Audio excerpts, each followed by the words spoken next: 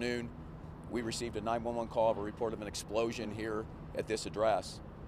You obviously reported enough that you know there's significant damage to the building, and upon our crew's arrival, they found multiple victims inside the building. We did a primary search, removed as many of the people that we could physically remove, and went back through the building to make sure that there was nobody else that we could immediately find. There were approximately 20 people that were treated. There were 15 approximately that were transported. One is in critical condition and is over at Parkland Memorial Hospital in Dallas because there were some burns involved with that patient. Our thoughts and prayers are with her and with their family. I will tell you that the Fort Worth Fire Department Fire Investigations Unit is in the lead on the investigation of this. There was natural gas involved. We do not know if gas caused the explosion or the explosion caused the gas problem. So that's part of the investigation, and we're working collaboratively with the energy company Atmos to make that determination. We also had some barriers due to some water leaks that occurred. The building had to be pumped out. There was a lot of debris. Two stories of debris collapsed into the basement where the primary, several of the victims were found. So because of the complexity of the building, the decision was made overnight to involve the state of Texas and some resources that they have through their FEMA task force. We brought them in for two things. Mainly, we brought them in for their technical assistance from a structural collapse standpoint to make sure we were putting our people in a good position to be safe. We also brought in some dogs that we have been using across the state, across the country, regarding cadaver dogs to make sure that if there was somebody that was trapped under the debris, we had the best opportunity to find them. That's part of what we call a secondary search. That search concluded this afternoon, a little over an hour ago, and we can confidently say at this point we have no indication that anybody is missing. We have no reports of anybody missing at this point. We have found no additional victims. So with that, we are continuing to work collaboratively with the Fort Worth Police Department, with the Marshal's Office, with other city departments such as building and code enforcement to try to make sure that this building not just is safe but is secure, and that we can work with the rest of the city to make sure that we get back to as normal of we've got parades coming and things like that. So we're working on trying to figure out what the next step is, because we expect that this is going to be closed for the next several days. And I guess with that, I'll take some questions. If the gas leak is not what caused the explosion. Hang on, let me start over here.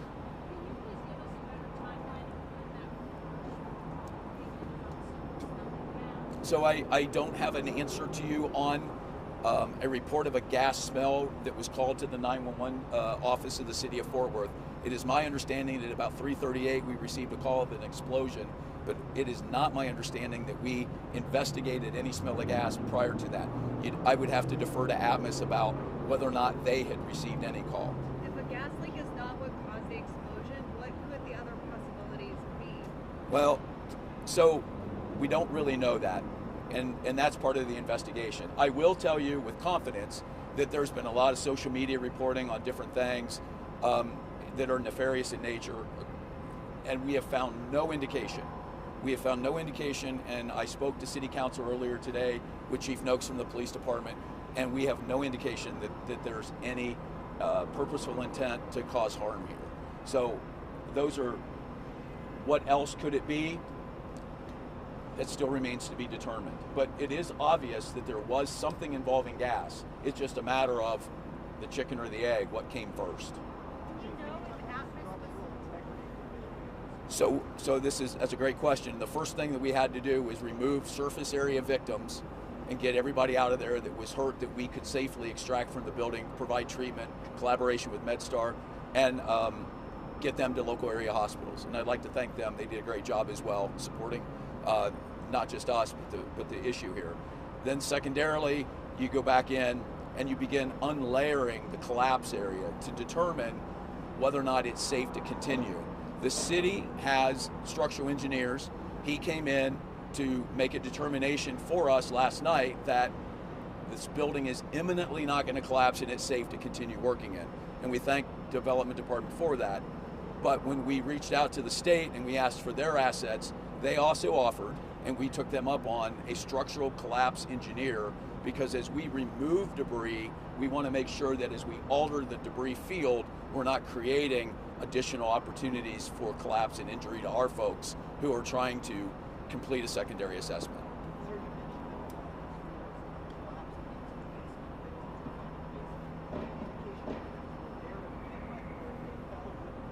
I think that remains to be investigated, but I can't answer that with 100% certainty until we have the opportunity, our fire investigators have the opportunity for sure to interview all of the people impacted to determine where they were at in the structure when it happened. I think that's a better one left for me to say to you. I'll get back to you on that one. Do we know if Atlas was doing work before the explosion? We heard that they were doing construction. Do we know that yet? I have no indication from Atlas that they were on scene and doing any work in the area. They did not notify the fire department, to my knowledge, that, hey, we've got a problem here, we need you to come out. And I just left them, and they are cooperating with us, trying to figure out the cause.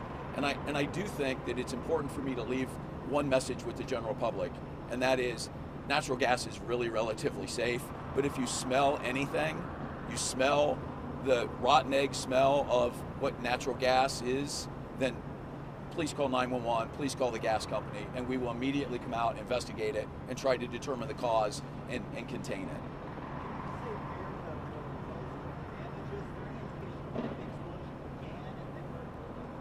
Well, I think it's safe to say that the debris field is in the basement area below grade of the building. Now, that appears to be the case from assessment of fire rescue teams that are in there. There is significant damage in the building, and it is primarily in the sub-level area and obviously under the street, as you see on the south side of the intersection.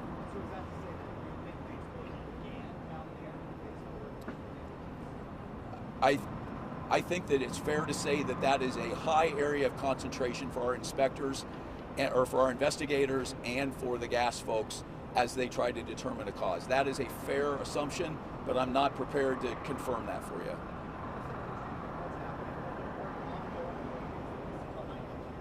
So there's a couple different things that are going on. First of all, we have started a family reunification area for their personal belongings.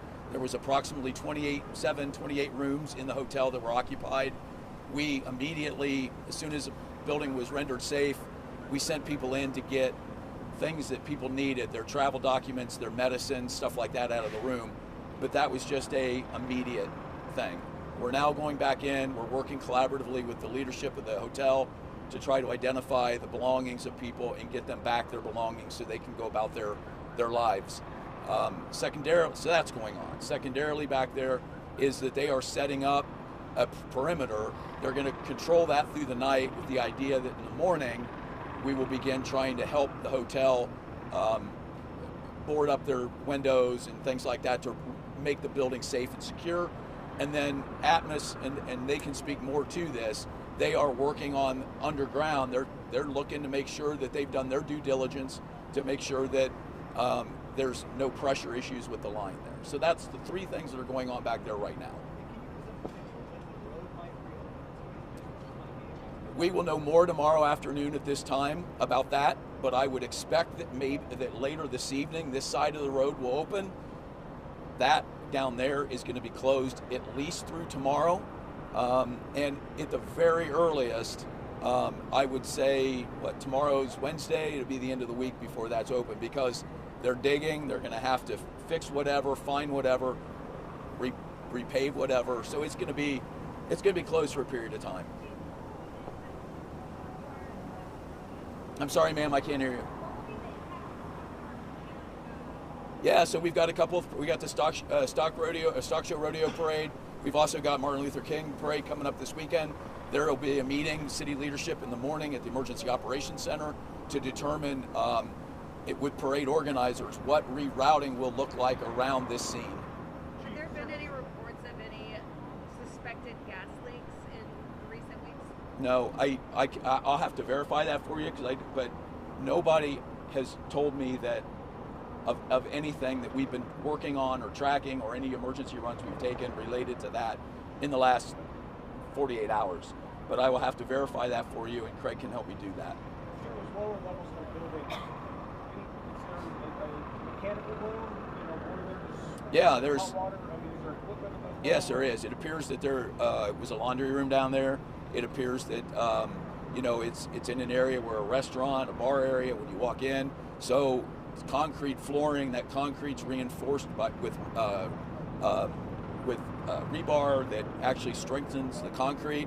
So our folks had to cut through that, move that safely, make sure that they assessed what they were trying to do before they did it, in order to make sure that they didn't secondarily collapse anything. But yes, there were mechanical rooms down there, and the water came from the fire suppression system and the street water system that is in that area of the building as well.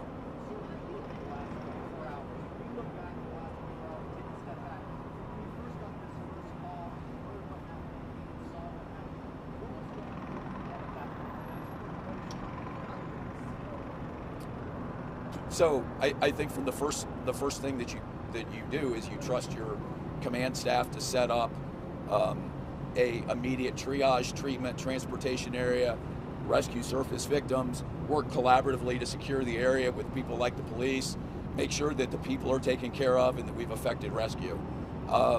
Once we get that done, nothing like this gets done without the collaboration of multiple departments. As an example, I mentioned the development department, code enforcement.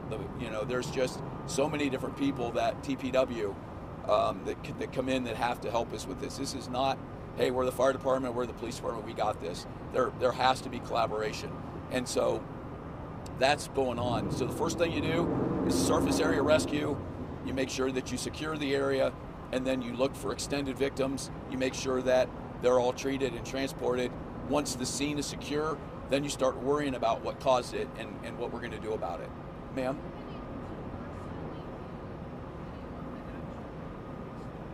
I've seen minimal video of that, but yes. And that's part of the investigation. Street cameras and things like that are being accessed to make sure that as part of the investigation with the agencies that we're working collaboratively with, that they'll have access to all that information. Well, not at the moment, because we're just figuring out what's all available, and we're figuring out how to get access to it. But as part of the ongoing investigation, not at the moment, but I'll let you talk to Craig about making sure that when it is, if it is, you can have access to it. Okay? So I don't have a complete age range for you. It's my understanding they're all adults. It's my understanding that there are no children involved, but we are trying to work with MedStar, who did the transport, to make sure that we give that information in a timely manner. The majority of injuries in something like this are strains, lacerations, eye injuries, things like that from debris. There's some of the folks had concussion type injuries from the blast, and that's primarily it. The minor ones are aches, sprains, and strains with lacerations. The ones that are more serious are concussive type things from the explosion of the gas. We're going to take one more question, and we'll let the chief have one last comment. Is the person with the most serious injuries expected to be able to make it? I'd have to defer that to Parkland. I can tell you that the last update I got is that they were being treated in the intensive care unit at Parkland, and part of that is in the burn unit, and that they are seriously ill.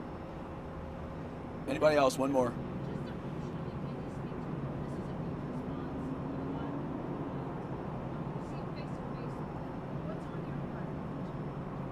So I think that the first thing is that my first and foremost responsibility as the fire chief here, send my people home safe at the end of the shift, right? They didn't cause this issue. They're here to work with others like the police to clean it up and to do the best they can. So my first responsibility is them and their safety. So that's where my my heart lies, right? Secondarily, to the victims and their families, they're in our thoughts and prayers, and they always will be. Third is how we assure a community that this community is safe, we're resilient, that this is not a nefarious act, if indeed it wasn't, and how we learn from it to try to prevent it from happening in the future. Those are my take-home points. Thank you very much, everybody. Thank you.